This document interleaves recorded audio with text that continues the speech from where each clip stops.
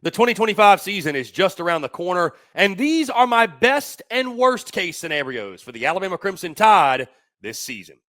Hello, everyone. I'm Chris Phillips of SEC Unfiltered. Appreciate each and every single one of you tuning in. As always, make sure you like, subscribe, turn notifications. Check us out via podcast, or we get your podcasts. You can also find us across all social media platforms, as well as our website, secunfiltered.com. And as always, we're powered by our friends over at FanDuel. Visit FanDuel.com/SECU to join today to get started with $250 in bonus bets when you win your first $5 bet. Once again, that's FanDuel.com/SECU to get $250 in bonus bets today.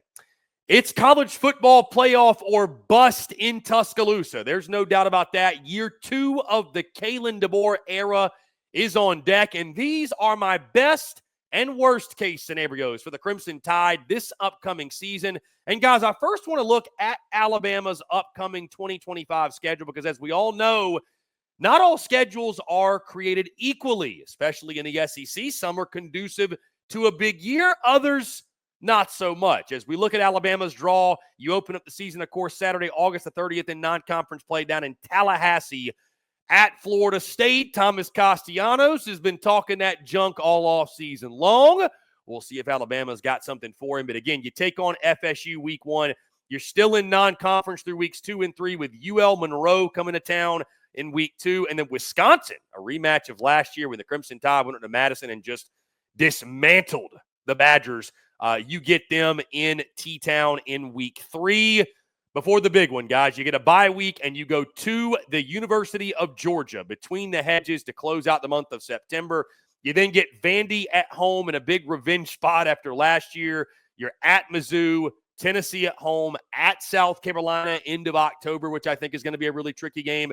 You then get a bye week before you welcome the LSU Tigers to Bryant-Denny Stadium.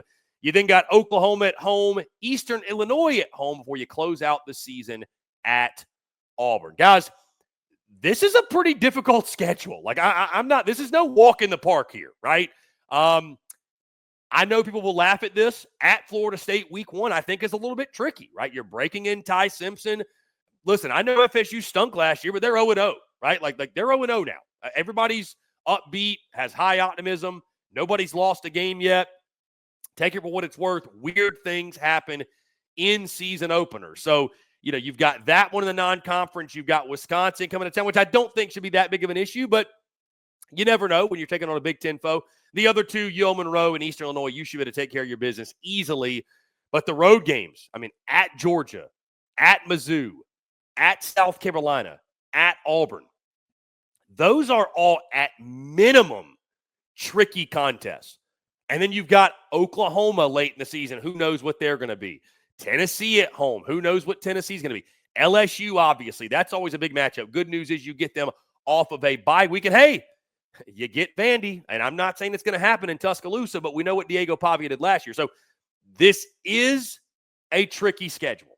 That being said, if Alabama is the team that many of us think they can be, it should be no big deal, no big problem for the Crimson Tide. So with that being said, and when you factor in the schedule, guys, my best case and worst case for the Alabama Crimson Tide, guys, best case, I've got 11-1. Like I told you, I don't think anybody in the SEC is going undefeated this season. It's not Georgia, not Texas, not LSU, not Alabama. Nobody, I think, even at their peak, is going to go undefeated. I just think those days are over. I think there's too much parity. I think the league is too deep. I think it's just too difficult to do so. But I do think this Alabama team can go 11-1, make the SEC title, make the college football playoff. Hey, we're going to start talking game-by-game predictions in just a few short days. Wink, wink. I feel good Alabama can accomplish all of those things. So, and in the best case at 11-1, a lot of it, you hate to like oversimplify, but quarterback's the pick to click in Tuscaloosa, guys. That's it. Ty Simpson has 37 career pass attempts, right? If he can be the upgrade that many of us think he can be, because I think he is a better schematic fit for what Ryan Grubb and Kalen DeBoer want to do. You're loaded at wide receiver.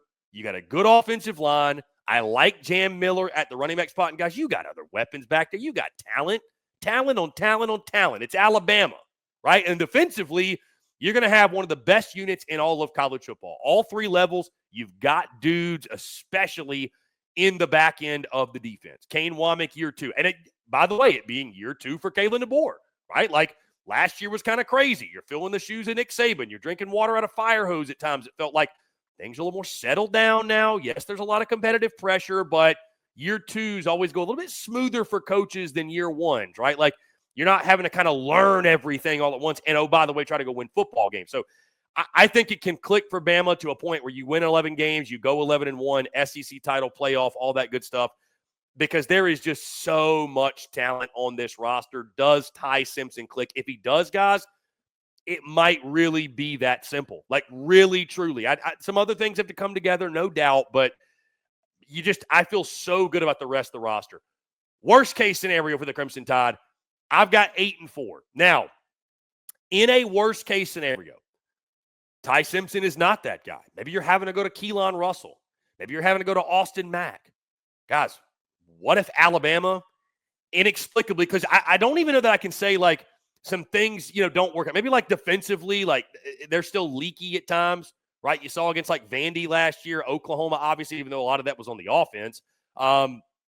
If Bama is inexplicably losing the teams it shouldn't, like bottom line. And also, too, by the way, guys, we have to mention this.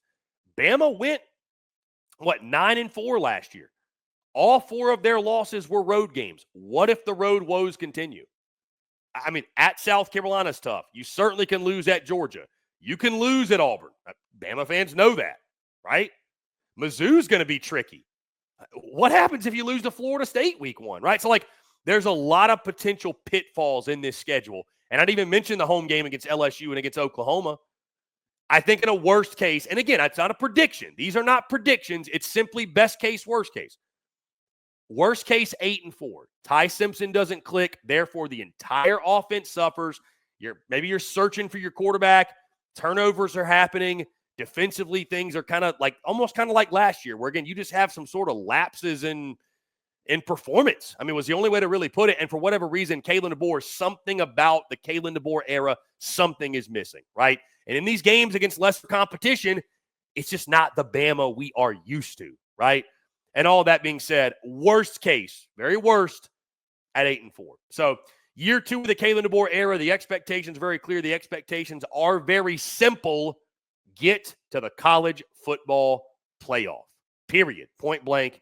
End of discussion. Guys, that being said, my best case for the Alabama Crimson Tide, I've got Bama 11-1. Worst case, I've got them 8-4. I would love to hear your thoughts. Do you agree with me? Do you disagree? What's your best case and worst case scenarios for the Crimson Tide this season?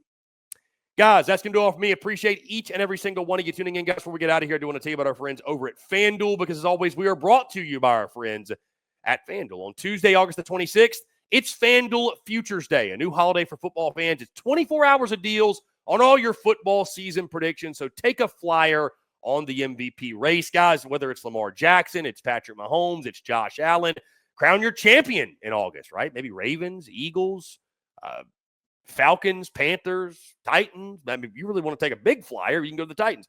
Or parlay your division winner, dark horses. Mark your calendars. This is your day for your hunches, your hot takes, your calls, and your odds. Visit the FanDuel app today. Start planning your futures bet now, because Futures Day is one day and one day only. Guys, FanDuel.com/SECU. That's the place to go to get your $250 deposit bonus when you win your first $5 bet. Once again, FanDuel.com/SECU to get your deposit bonus today. FanDuel, play your game.